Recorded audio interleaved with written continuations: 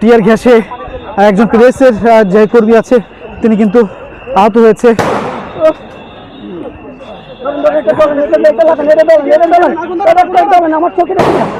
আমি দেখি এখানে এখানে পাশে পাশে ঠিক আছে আগুন দেন আস্তে আস্তে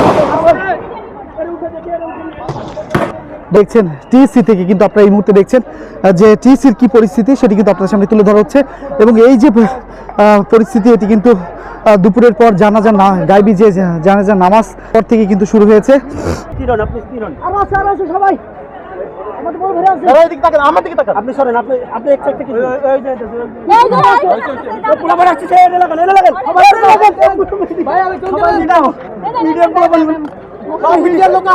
সাংবাদিক আহত হয়েছে সবাইকে দাও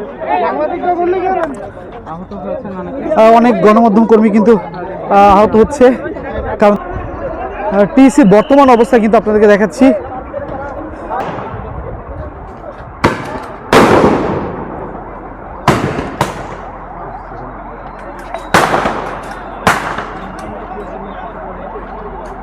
পুলিশের সাথে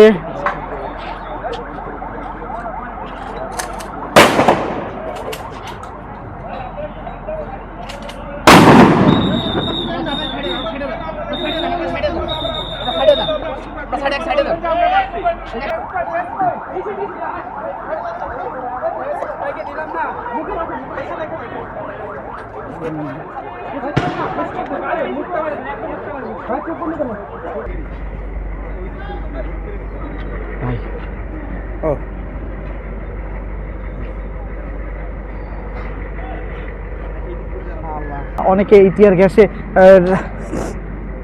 থেকে কিন্তু রেহাই পায়নি এবং তারাও কিন্তু এখানে আগুন জ্বালিয়ে তারপরে এই যে গ্যাসের উত্তাপ থেকে কিন্তু তারা নিজেদেরকে সেভ করার চেষ্টা করছে।